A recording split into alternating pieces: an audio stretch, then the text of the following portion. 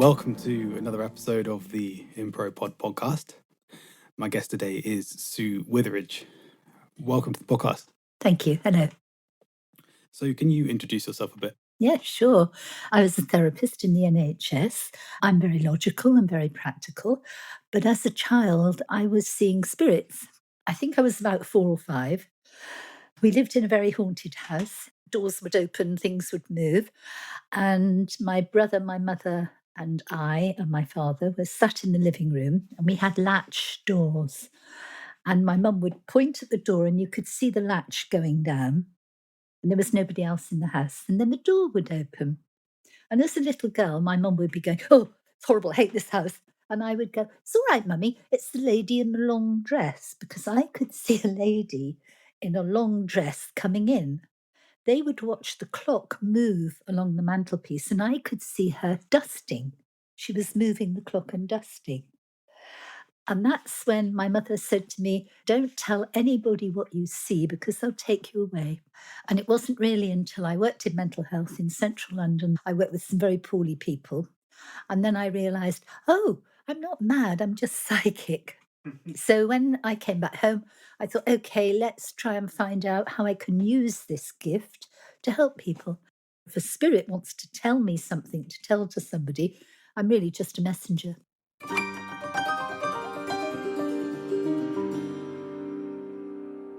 So I'm going to play a piece of music and I'd like you to tell me what it makes you think of. So that's anything that comes into your mind, any kind of thoughts, ideas, and don't analyze it too much because it's all improvised. Yeah.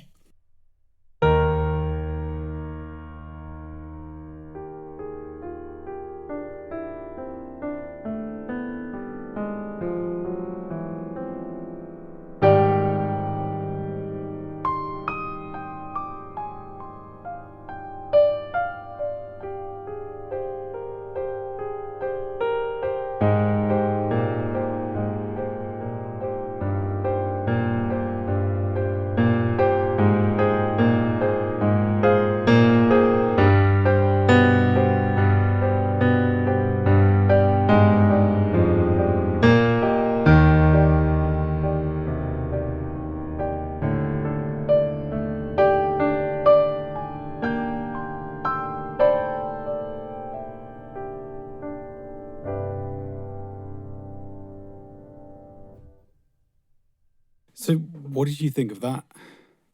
The opening, which was very intense, suddenly I was on a path going down. There was a waterfall and a storm was breaking up ahead. And the introduction was the storm actually breaking, but the water was coming down and it was coming down the waterfall. So the underlying tinkly bits, I don't know the technical term, that was the water going down. But the storm was carrying on in the background, but I was very safe with the water flowing in the glen. So the storm was water flowing. Was the storm sort of in full flow or was it just starting? Ominous. It was ominous. It was a glen, so it was happening up above me. And as I walked down, the waterfall was gushing, but the water was tinkling over little bits of stone and it was dispersing, so it felt very safe down there. But that ominous was going on up above me. Was there any particular location? Yes, it was St Nectan's Glen in Cornwall. Right. Instantly, the first chord that you played, it was like, oh, I'm there. It's a very spiritual place, yeah. I've only been there once, but I intend to go back again. But as you come down, there's a waterfall there, and it's supposed to be a place where the elementals are, so the fairies and what have you. But I didn't see any of that. I just felt otherworldly. That was the music you played. That's how it made me feel.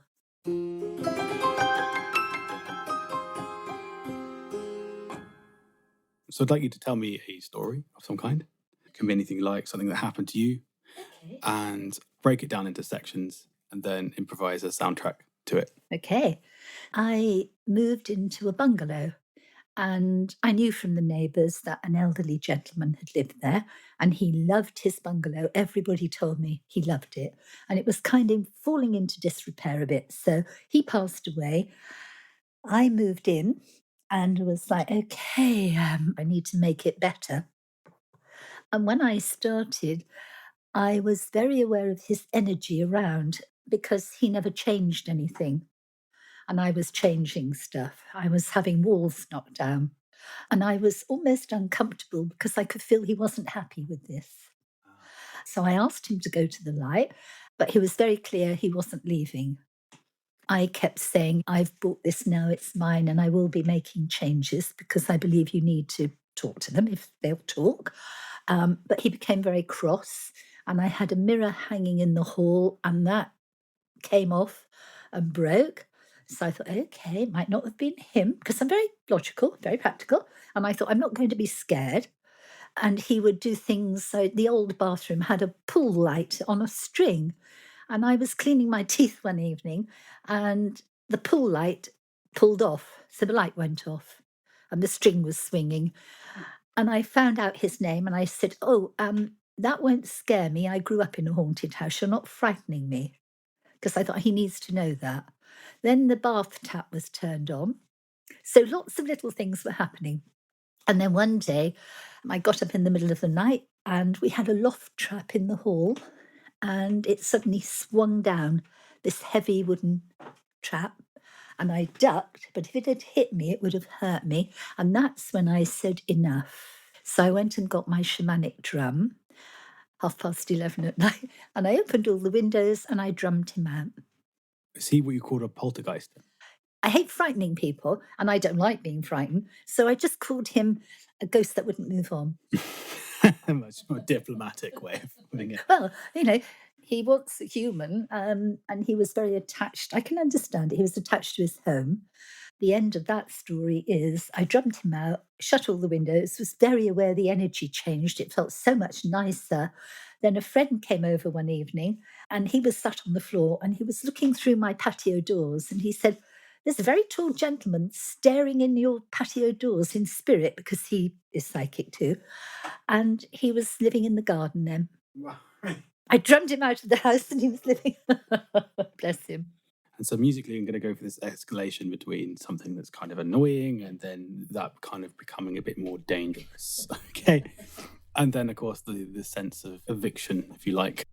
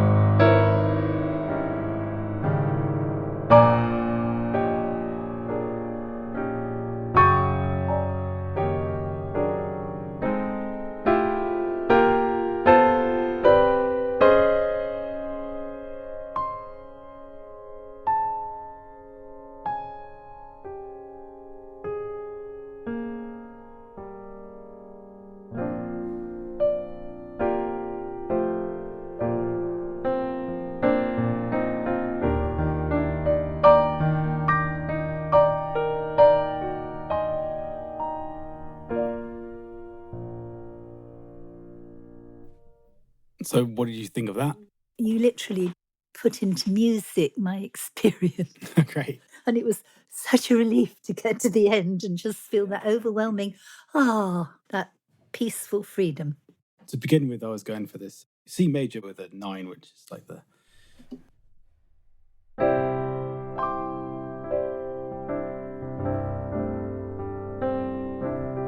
which to me is quite a homely kind of vibe, you know? It's like something new's happening. I could see myself knitting. Yeah. And then this real sense of dissonance, this kind of presence, breaking the key a bit, as in playing it A flat, and the uncomfortableness. Yeah.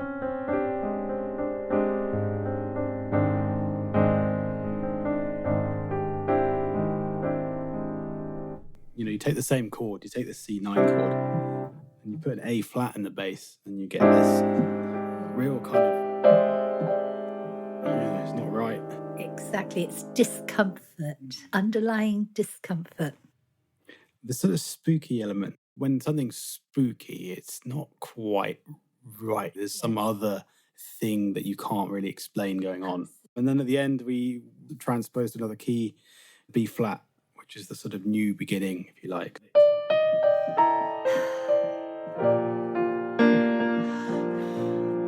Yeah. That great big sigh. And so you felt musically that kind of translated into your story? Definitely. Really resonated. And that was great when you were playing. It was kind of clarifying. And I actually thought, oh God, I was really uncomfortable the whole of the time. That it was about 2 years. About 2 years. Wow. And so when you say go to the light, tell me a bit about that. Okay. I'm not religious, but I am spiritual. And the general thinking is that we are spirits in bodies. So I used to work in the NHS and I've seen a lot of people pass over, die. I was present when my father died. He had quite a few sisters. And I was aware of all these ladies there in spirit. And the last thing he said was, he put his hand out and he said, "Oh, my sisters, I'm going dancing." Now, if you're a psychologist, the technical thing is the brain is starved of oxygen and you start hallucinating. Okay. So I know the technical explanation. But in my world, when I actually saw what he saw, it was like, okay. And the same thing happened with my mum. She was on a syringe driver on the edge of death. And I went into her room, and my grandmother was there in spirit. My aunt and my uncle were there in spirit. And then they seemed to come to reassure the dying person that it's okay to go. And all you can see is light everywhere. So you go to the light. Whatever the light is, I equate it with peace, going home. I remember my grandma talking about seeing her family, her father, shortly before she died. They come because they want us to know that it's okay. We're just coming out of our body and we're going into a different realm. It's demystified death, and it's made me feel actually it's nothing to be afraid of. So I'd like you to tell me another story. I had a little dog who passed away a few months ago, and he was a terrier, and he was a full-on terrier, lots of barking, lots of alpha male. Here I am, this is me, I'm going about my business. And every time a client came in and sat down, he would walk around a bit, look at them, and then he'd either go and lie in his basket and go to sleep, or if he chose, he would lie on their feet. And I realized that the people whose feet he lay on needed healing. And he was a very good healer, and he could suss people out, the people who were in despair, really. Unfortunately, some of them weren't too keen on dogs. And of course, I was saying, it's okay, he's giving you healing. And he worked alongside me, and he was very uncomfortable in that bungalow when I had the presence, when I had the gentleman living there. Did his behavior change once you... Yeah, he couldn't settle. He had lots of sleepless nights. He got me up a lot at night. And as soon as the bungalow was clear, he settled right back down. So musically, then, I'm going to go for this sense of this. It's the small dog who wants to be the big dog, isn't it? Absolutely, yeah. He was a small dog, but he had a big spirit. And do you think he had an effect on your clients? He was, once he was doing that, once he was lying on their feet, people would go, "Oh, I'm feeling better. I'm feeling more grounded." He had that sense of groundedness. And so getting a sense of the dog, a sense of his character somehow, and then a sense of this decision-making process that he's going through.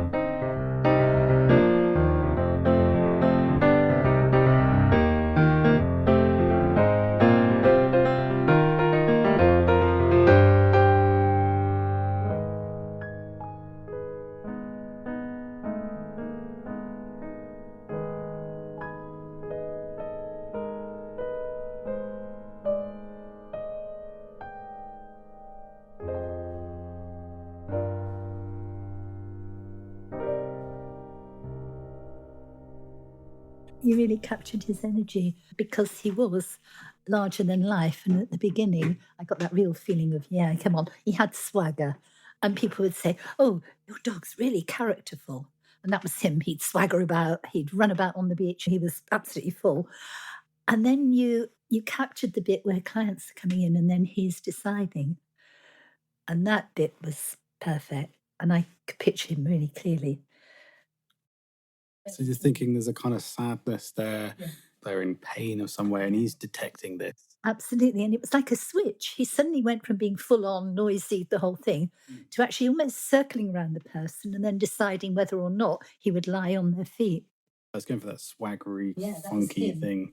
Quite big chords, broad character. And then the switch between that and this like heightened sense of who needs healing.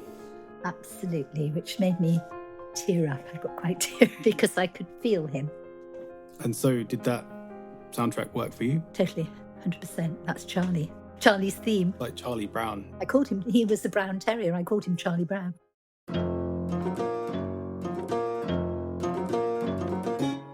And so when you see spirits, how are they the same form as us? Do they have some sort like there's a classic thing where you can sort of see through them a bit? No, they're usually quite solid with me, unless they're fleeting. I've been somewhere, it's a very well-known hall as you go down towards Plymouth, and as I walked through the door, there were so many in there, they were kind of one went through a wall, and they were, like, fleeting, so I couldn't really pin them down. But you can tell that they're spirits, right? How can you tell? Because they go through walls. They do very strange things sometimes. If they appear to give the person who's still on the earthly plane a message, they've obviously passed over because the person will say, oh, I've lost my husband or I've lost my mother. I've encountered them in a wood. I'm human. I do find it a bit spooky. So I just speed up and go, no, I'm not talking to you today. Thank you. And so do you have any idea of how they sense this world? I was told when I was developing, we psychics give off a sort of a light, a bit like a candle flame. I've encountered people's mothers who've gone over into spirit and they kind of, it's almost like they carry on. Now, whether this is actually how it is or whether they perceive it like that and they let me know. So older ladies meeting their friends, having a cup of tea, having a piece of cake. And I hear that sort of stuff. But my mind goes, okay, is that an actuality? Is the world of spirit like that? Endless cups of tea and cake? Or is it that person who's passed over, that's her comfort zone? How they perceive the world, they're all different. Some of them can't wait to escape. The most upsetting ones are suicides because usually they regret. And then that's quite a moving reading. And without exception, I've done quite a few where they've committed suicide. They apologize to people. And one gentleman said, I wasn't thinking straight. They want to make it right generally, if they can. I had a lovely young woman. She was a suicide. She jumped off a bridge. And all I could hear was Vivaldi playing. And I said to her mother, did she like Vivaldi? She said she adored it. And obviously, she was still letting me know that in her world, it was full of Vivaldi. So it's an energetic thing, music. And she was feeling it. She was letting me know that she was still enjoying it. I think as individuals, you get some people on the earthly plane, they love music. I love music. I try and understand it, but I haven't got the depth of understanding, but I know how emotionally it makes me feel. So there must be people in spirit who feel that way. And musicians you've passed on. Sorry, my guide's joined in. He's called Bill. He just said, cathedrals are full of music lovers. I'm sure. Which is like, oh, okay. Occasionally, musicians come through, especially if I'm working with an artist. I worked with a husband and wife, and they were both artists. And I had Leonardo da Vinci coming through, which I'm like, okay, suspend your belief here. But the gentleman was working on projects which involved dissecting and circles. And the Leonardo da Vinci energy was coming through almost to give him advice. I'm yet to experience Mozart or somebody like that. I love to. Perhaps I should invite them in. So you can invite them in, but whether they'll listen to you is another matter. Yeah. Well, that's why never ever do a Ouija board lightly, because young people get hold of a Ouija board, and what's the first thing you say? Is there anybody there? Well, of course, there are people there. And it's like opening your door and shouting out into the street, come on in. You get anybody in. So if you're going to contact spirit, you need to do it safely and also grounded. You need to be grounded and safe. So I could sit down with the intention of inviting in a musician past, whether or not they had time to come in. They might be doing other stuff. I don't know. That would be quite a good experiment to do, actually. Do you want to give it a go then? I mean, oh God. Is this too much to ask? Let's have a go. Got my tourmaline on, haven't I? Let's ground. Okay, ground. Who would you like to call in? Let's see if it works. This is an experiment. I don't know. What about Ray Charles? Oh. Okay, ground. Protect. Thank you. Could I open to spirit, please? Thank you. I'll just check they're all here. Okay, thank you. I've got various guides and various angels who come in and their protection. Okay. Would it be possible, please, for the energy of Ray Ray Charles to come in? Did he play a trombone? No, piano. Okay. But they showed me him with a trumpet, and he's got something over the end of it, and he's almost going, wow, wow, wow. I think you got the wrong guy. I think that's... Who's that? The guy who sung Wonderful World. Oh, yes, Louis Armstrong. Oh, typical entertainers, you see. He thought he's... Okay, thank you for coming. But we're actually after Ray. Apparently, I met a psychic who said every time she sat down, Elvis came in. She couldn't keep him out. She couldn't keep him out because personality. I'm a performer. Well, Louis Armstrong's full on. He's still here. Ray Charles's energy is quieter. This lovely depth of voice, this song. I don't know if he sang this song, but I'm almost getting Moon River type of music. Lovely, melodious. He's singing very quietly. He's not talking to me. He's just singing quietly in the background. Thank you. He loves the way you play, your harmonies and how you put them together. He's got a velvety, deep voice. He didn't sing enough, but he loves your keyboard. If you'd like him to, you can ask him to be present when you're composing things, because he will stand behind you and help you. Sure, okay. Okay, just ask. What have I got here? I've got Louis Armstrong, who definitely is an entertainer, who literally stepped into that space, and Ray Charles, who's a thoughtful, kind, melodic man. Very different energies going on here. Ray, you're more in tune with the Ray Charles energy. I think so, yes, definitely. 100%. What he's saying is he will coordinate with you. You have music in your soul, and you've got more to let out into the world, and he will work with you. He's not overt. He's in the background quietly working. Great. Sounds good. Shall I play him some music? Yes, please. Because these are headphones, is he going to hear it? He will. They hear it. They can go through walls. Nothing they can't do. God, no pressure. Jesus.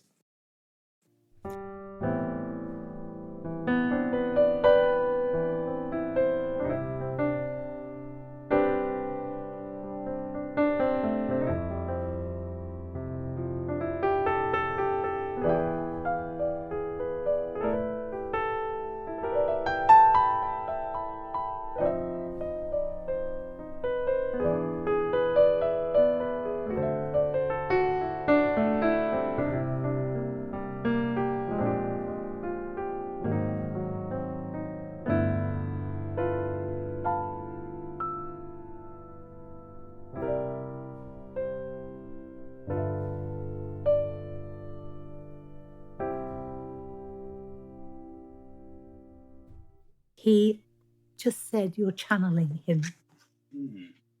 That's what he would sit down effortlessly, just playing that type of music. Beautiful. Wow. It's quite something. Ooh, I wasn't expecting that. And his presence will stay. I've just had to ask Louis Armstrong to Oh, goodness. What a lovely man, compassionate man, would just sit down and he, when you were playing, he said, he's channeling me. He, like me, like Ray Charles, you have just the notes, the music just comes out of your fingertips. And that's what he used to do. I need to look him up and look at what he did. Right, because you've heard of him. Yeah, I've heard of him, but I didn't really recognize the sort of music he played. It's beautiful. Oh, that's heart music. He said he'll be here whenever you need him. Just say, Ray, come on in, and he'll work with you. Okay, great. Thank you. Thank you, Because Ray. you can channel, you know, you're an old soul, you can do this.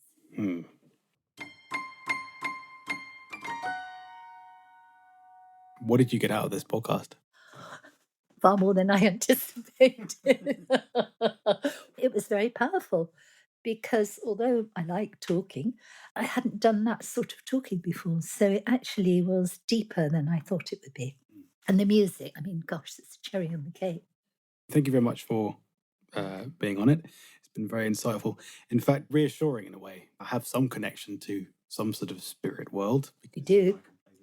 You do. I'm not in the same way as you do, and to know that they're still there. They're just in another plane. You know, there's nothing really weird going on. No. It's just I try to demystify it because in my world, they're on a different energetic level, but we can talk to them. great. Well, yeah, thank you very much. Thank you very much. Join us again for another episode of ImproPod. Thanks for listening.